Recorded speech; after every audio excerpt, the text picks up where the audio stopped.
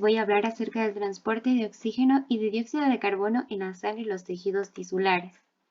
Una vez que el oxígeno ha difundido desde los alvéolos a la sangre capilar pulmonar, es transportado hacia los capilares en combinación con la hemoglobina. Como conocemos, la molécula de hemoglobina en la sangre está formada por 4 cadenas de hemoglobina, 2 alfa y 2 beta. Esta combinación de la hemoglobina con el oxígeno permite que éste se transporte de 30 a 100 veces más de lo que podría transportarse disuelto en el plasma sanguíneo. En las células de los tejidos corporales, el oxígeno reacciona con varios nutrientes para formar grandes cantidades de dióxido de carbono. Este dióxido de carbono entra en los capilares tisulares y es transportado de nuevo hacia los pulmones. El dióxido de carbono, al igual que el oxígeno, también se combina en la sangre con varias sustancias químicas que aumentan de 15 a 20 veces más el transporte de oxígeno de los pulmones a los tejidos del organismo. Como sabemos, los gases se mueven por difusión de un lugar a otro, y esto obedeciendo siempre a una diferencia de presión parcial que existe desde ese primer punto hacia el siguiente. Así, el oxígeno difunde desde los alvéolos hacia la sangre capilar pulmonar, porque la diferencia de presión parcial del oxígeno en los alvéolos es mayor que la presión parcial en la sangre capilar pulmonar. En otros tejidos del cuerpo, una mayor presión parcial en la sangre capilar que en los tejidos hace que el oxígeno difunda hacia las células circundantes. Por el contrario, cuando este oxígeno se ha metabolizado en las células para formar el dióxido de carbono, la presión parcial del dióxido de carbono intracelular aumenta, lo que hace que este dióxido de carbono difluya hacia los capilares tisulares. Después de que la sangre fluye hacia los pulmones, el dióxido de carbono difunde desde la sangre hacia los alvéolos, porque la diferencia de presión parcial es mayor en el capilar sanguíneo en comparación con el alvéolo pulmonar. Así, el transporte de oxígeno y de dióxido de carbono dependen tanto de la difusión como del flujo de la sangre. La presión parcial del oxígeno gaseoso del alvéolo es en un promedio de 104 milímetros de mercurio, mientras que la presión parcial del oxígeno de la sangre venosa que entra en el extremo arterial del capilar pulmonar es de tan solo 40 milímetros de mercurio, siendo así que existe una diferencia de 64 milímetros de mercurio que permite una difusión desde el alvéolo hacia la sangre capilar pulmonar. En esta curva podemos ver cómo actúa la presión parcial del oxígeno a medida que pasa a través del capilar pulmonar. En el extremo arterial tenemos una presión de 40 milímetros de mercurio de la sangre venosa. A medida que pasa por este capilar pulmonar, la presión parcial del oxígeno sanguíneo empieza a elevarse rápidamente a tal punto que en su extremo venoso la sangre oxigenada tiene una presión de 104 milímetros de mercurio, que es igual a la presión que se encuentra en los alvéolos. ¿Pero qué sucede en el ejercicio? Durante un ejercicio muy intenso, el cuerpo de una persona puede precisar hasta 20 veces más oxígeno de lo que normalmente se necesita. A esto se le suma un aumento del gasto cardíaco y una disminución del tiempo de exposición de la sangre en el capilar pulmonar. Sin embargo, la sangre tiene una oxigenación completa debido al gran factor de seguridad de difusión del oxígeno a través de la membrana capilar pulmonar, haciendo que toda la sangre se encuentre casi totalmente saturada con oxígeno en el momento en el que sale de los capilares pulmonares. Aproximadamente el 98% de la sangre que entra en la aurícula izquierda desde los pulmones acaba de atravesar los capilares alveolares y se ha oxigenado hasta una presión parcial del oxígeno de 104 milímetros de mercurio. El 2% de la sangre que llega hacia la aurícula izquierda ha pasado desde la aorta a través de la circulación bronquial, que vasculariza principalmente los tejidos profundos de los pulmones y por tanto no está expuesta al aire pulmonar. Este flujo se denomina como flujo de derivación, lo que significa que no atraviesa las zonas de intercambio gaseoso y tiene una presión parcial del oxígeno de 40 milímetros de mercurio. Cuando esta sangre se combina con la sangre que es oxigenada procedente de los capilares alveolares, se denomina como mezcla venosa de la sangre. Y esto hace que la presión parcial del oxígeno de la sangre que entra en el corazón izquierdo y es bombeada hacia la aorta disminuya hasta aproximadamente 95 milímetros de mercurio. En esta imagen podemos ver cómo la presión de la sangre venosa es de aproximadamente 40 milímetros de mercurio.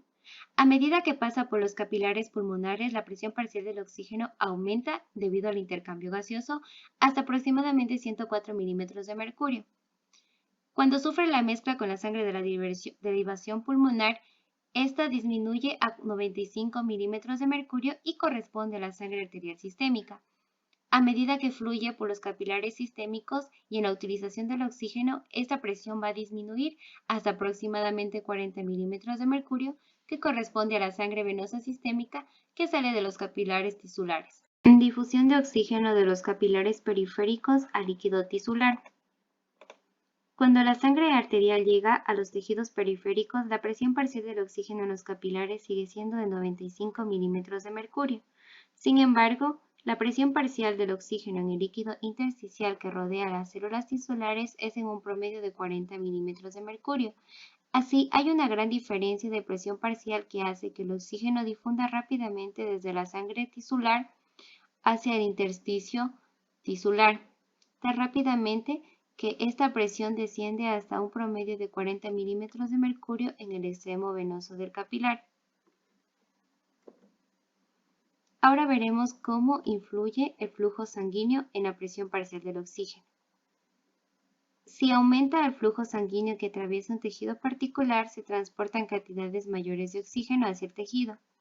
Como podemos ver aquí en esta imagen, en un flujo sanguíneo normal, es decir, en el 100% del flujo sanguíneo normal, la presión parcial del oxígeno es de 40 milímetros de mercurio. Sin embargo, si existe un aumento del flujo sanguíneo a 400% del valor normal, la presión parcial del oxígeno también va a aumentar a 66 milímetros de mercurio.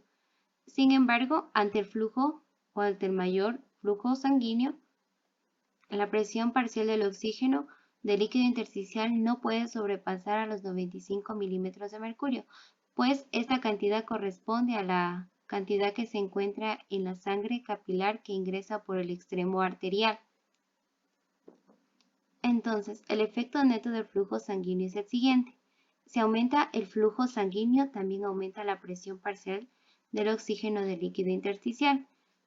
Contrariamente, si el flujo sanguíneo disminuye, también disminuye la presión parcial del líquido intersticial. Ahora tenemos una segunda condición.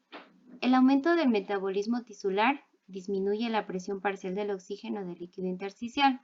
Como podemos ver aquí en esta imagen, si el metabolismo o el consumo del oxígeno normal aumenta a 4 veces, la presión parcial del oxígeno del líquido intersticial disminuye.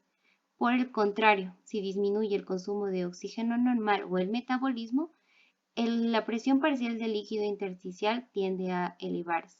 Y así podemos concluir que tanto el flujo sanguíneo como el metabolismo tisular ejercen un efecto neto en la presión parcial del oxígeno del líquido intersticial. Difusión de oxígeno de los capilares periféricos a las células de los tejidos. El oxígeno está siendo utilizado siempre por las células. Por tanto, la presión intracelular de los tejidos periféricos siempre es menor a la que se encuentra en la sangre capilar. Por lo tanto, la presión parcial del oxígeno intracelular normal varía desde un valor tan bajo como 5 milímetros de mercurio hasta un valor tan alto como 40 milímetros de mercurio, y en un promedio es de 23 milímetros de mercurio. Como normalmente solo se necesitan de 1 a 3 milímetros de mercurio de presión de oxígeno para el soporte completo de los procesos químicos que utilizan oxígeno en el interior de la célula, se puede concluir que esta presión del oxígeno intracelular tan baja de 23 milímetros de mercurio es más que adecuada y proporciona un factor de seguridad muy grande. Difusión de dióxido de carbono de las células de los tejidos periféricos a los capilares y de los capilares pulmonares a los alvéolos. Cuando las células utilizan el oxígeno, prácticamente todo se convierte en dióxido de carbono. Y esto aumenta la presión parcial de dióxido de carbono intracelular. Debido a esta elevada presión parcial de dióxido de carbono de las células tisulares, el dióxido de carbono difunde desde las células hacia los capilares y después es transportado por la sangre hasta los pulmones. En los pulmones difunde desde los capilares pulmonares hacia los alvéolos debido a la diferencia de presión parcial del dióxido de carbono y finalmente es expirado. Así, en todos los puntos de la cadena de transporte de gases, el dióxido de carbono se difunde en una dirección exactamente opuesta o contraria a la difusión del oxígeno. Sin embargo, la diferencia importante entre ambas es que el dióxido de carbono puede difundirse aproximadamente 20 veces más rápidamente que el oxígeno. Por tanto, las diferencias de presión necesarias para producir esta difusión son mucho menores que las diferencias de presión necesarias para producir la difusión del oxígeno. Así tenemos que las presiones de dióxido de carbono son aproximadamente las siguientes. La presión parcial de dióxido de carbono intracelular es de 46 milímetros de mercurio. La presión parcial de dióxido de carbono intersticial es de 45 milímetros de mercurio. Por lo tanto, existe una diferencia de presión de solo 1 milímetro de mercurio. Asimismo, la presión parcial de dióxido de carbono de la sangre arterial que entra en los tejidos es de 40 milímetros de mercurio y la presión parcial de dióxido de carbono de la sangre que sale por el extremo venoso capilar es de 45 milímetros de mercurio.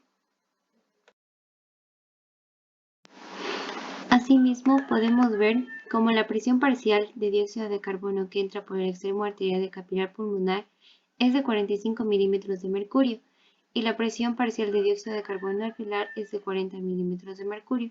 Por lo tanto, existe una diferencia de 5 milímetros de mercurio que permite la difusión desde el capilar pulmonar hacia el alveolo pulmonar. Asimismo, podemos ver en esta imagen cómo la curva de la presión parcial de dióxido de carbono va disminuyendo conforme atraviesa el capilar pulmonar debido al intercambio gaseoso. Es así que en el extremo arterial nuevamente tenemos 45 milímetros de mercurio de presión parcial de dióxido de carbono y en el extremo venoso tenemos una presión parcial de dióxido de carbono de 40 milímetros de mercurio. Ahora veremos el efecto que ejerce el flujo sanguíneo y la actividad metabólica de los tejidos periféricos sobre el valor de la presión parcial de dióxido de carbono en el intersticio. Es así que si el flujo sanguíneo disminuye al valor normal, la presión parcial de dióxido de carbono en el líquido intersticial tiende a aumentar hasta un valor de 60 milímetros de mercurio. Y ante un aumento del flujo sanguíneo, la presión parcial de dióxido de carbono del líquido intersticial tiende a disminuir hasta un valor de 40 milímetros de mercurio. Por tanto, podemos decir que el flujo sanguíneo actúa de una manera inversamente proporcional a la cantidad de dióxido de carbono presente en el líquido intersticial. Asimismo, podemos ver cómo el metabolismo puede ejercer un efecto en la concentración de dióxido de carbono en el intersticio. Por ejemplo, aquí vemos que si aumenta el metabolismo a 10 veces del valor normal, la presión parcial de dióxido de carbono del líquido intersticial también tiende a aumentar. Y si el metabolismo disminuye hasta un cuarto del metabolismo normal, la presión parcial de dióxido de carbono tiende a disminuir. Por tanto, el metabolismo ejerce un efecto directamente proporcional a la concentración de dióxido de carbono del líquido intersticial. En condiciones normales, aproximadamente el 97% del oxígeno que se transporta desde los pulmones hacia los tejidos es transportado en combinación con la hemoglobina de los eritrocitos de la sangre. El 3% restante se transporta en estado disuelto en el agua, del plasma y de las células sanguíneas. Así, en condiciones normales el oxígeno es transportado en mayor cantidad hacia los tejidos periféricos en combinación con la hemoglobina. La molécula de oxígeno se combina de manera directa con la porción hemo de la hemoglobina. Cuando la presión parcial del oxígeno es elevada, como en los capilares pulmonares, el oxígeno se une a la hemoglobina, pero cuando la presión parcial del oxígeno es baja, como en los capilares tisulares, el oxígeno se libera de la hemoglobina. Ahora hablaremos acerca de la curva de disociación de la hemoglobina. Para ello debemos tener en cuenta un concepto muy importante que es la saturación porcentual de la hemoglobina, que prácticamente se refiere al aumento progresivo del porcentaje de la hemoglobina que está unida al oxígeno a medida que la presión parcial del oxígeno sanguíneo también aumenta. Como la sangre que proviene desde las arterias sistémicas habitualmente tiene una presión parcial del oxígeno de 95 milímetros de mercurio, se puede ver en esa curva de disociación que la saturación habitual del oxígeno de la sangre arterial sistémica es en un promedio del 97%. Por el contrario, en la sangre venosa que vuelve desde los tejidos periféricos, la presión parcial del oxígeno es de aproximadamente 40 milímetros de mercurio y la saturación de la hemoglobina es en un promedio de 75 milímetros de mercurio. Ahora la cantidad máxima de oxígeno que se puede combinar con la hemoglobina en la sangre. La sangre de una persona normalmente contiene 15 gramos de hemoglobina por cada 100 mililitros de sangre y cada gramo de hemoglobina se puede unir a un máximo de 1,34 milímetros de oxígeno. Por lo tanto, estos 15 gramos multiplicados por los 1,34 es igual a 20 litros, lo que significa que en promedio 15 gramos de hemoglobina transportan 20 mililitros de oxígeno en 100 mililitros de sangre. Cantidad de oxígeno que libera la hemoglobina cuando la sangre arterial sistémica fluye a través de los tejidos. La cantidad total del oxígeno que se une a la sangre arterial sistémica normal tiene una saturación del 97%, es aproximadamente de 14,4 milímetros por cada 100 mililitros de sangre, como lo muestro aquí en esta curva. Cuando atraviesa los capilares tisulares, esta cantidad se reduce en promedio a 14,4 milímetros, a una presión del oxígeno de 40 milímetros de mercurio y a una hemoglobina saturada de 75%.